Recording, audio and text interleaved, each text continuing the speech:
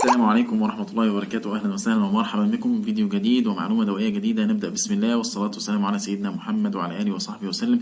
هنتكلم النهاردة باختصار شديد جدا عن علاج مشكلة بتؤرق كتير من الناس، وهي مشكلة الشخير أو الصوت اللي بيكون مصاحب للنفس أثناء النوم. طبعا المشكلة دي بتقابل كتير من الناس على كل مستويات العمر، سواء كان كبار السن أو الأطفال أو الشباب.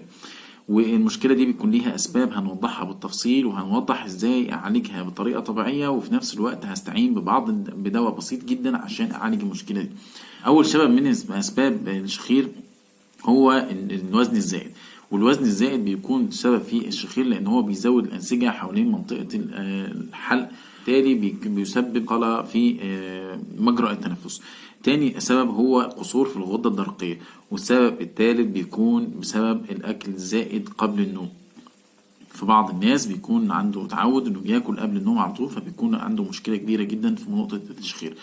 السبب الرابع هو النوم على الظهر. الناس اللي بتنام على ظهرها بيكون عرضة أكتر لحدوث الشخير، وده لأنه بيحصل ارتخاء في عضلات منطقة الحلق واللسان، فبتسبب إعاقة في التنفس، أو يعني مش إعاقة، بتسبب صعوبة في التنفس، وبالتالي بيكون النفس مصحوب بصوت اللي هو بيصدر عنه صوت الشخير.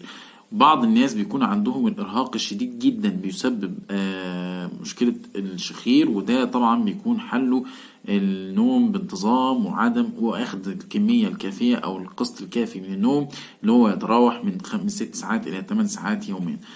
خامس سبب هو انسداد الأنف، وده طبعا بيحصل عند كتير من الناس وما بياخدش باله إن هي حلها بسيط جدا. طيب اتكلمنا كده عن أسباب الشخير، هنتكلم عن طرق علاجه. أول طريقة للعلاج هو النوم على الجانب الأيمن أو الجنب عموما، يعني يمنع النوم على الظهر، والنوم على الجنب بيخفف كتير جدا من مشكلة الشخير. تاني حل هو التخسيس والتخلص من الوزن الزائد، لأنه زي ما قلنا في حالة الوزن الزائد بيتم زيادة الأنسجة حوالين منطقة الحلق والبلعوم حوالين منطقة الحلق، وبالتالي بتزيد مشكلة الشخير. السبب أو العلاج الثالث هو عدم الأكل قبل النوم، وإنك تفصل بين الأكل والنوم من 2 إلى 3 ساعات. وكنا اتكلمنا على النصيحة دي كمان لمرضى الحموضة وارتجاع المريء. النقطة دي هتفرق كتير جدا مع التخسيس وعلاج الحموضة وارتجاع المريء وتقليل الشخير. رابع سبب لأنه زي ما قلنا في انسداد الأنف، هو تستخدم حاجة بسيطة جدا، وهي نقط الأوتروفين. الأوتروفين من الحلول الجميلة جدا والرائعة جدا، والناس اللي ما بتحب تستخدم أو الناس اللي هتستخدمها لفترات طويلة هيستخدم الأوتروفين تشيلدرن. للكبار ممكن يستخدم الأوتروفين تشيلدرن، هتكون فعالة. وأنا بكلمكم عن تجربة شخصية. الأوتروفين تشيلدرن جميلة جدا بالنسبة للناس اللي ما عندهاش مشكلة كبيرة. والأوتروفين كمان البيبي سلاين، أو اللي هي الأوتروفين اللي هي بتبقى عبارة عن الرضع، بتبقى من أبسط الطرق لعلاج مشكلة الشخير. مش هتتخيل أبدا إن أنت ممكن كحد كبير يستخدمها، ولكن جربها، ممكن تكون مفيدة، هتلاقيها مفيدة جدا بإذن الله مع بعض الحالات اللي هي بتكون مايلد أو حالات مش شديدة.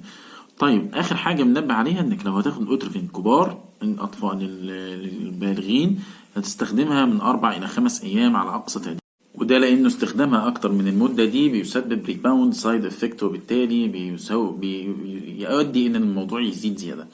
بكده نكون انجزنا فيديو عن أسباب الشخير وطرق علاجه الطبيعية جدا، وسبب بسيط جدا علاجه بالأوتروفين نقط، وهيكون فعال جدا بإذن الله عند كتير من الناس.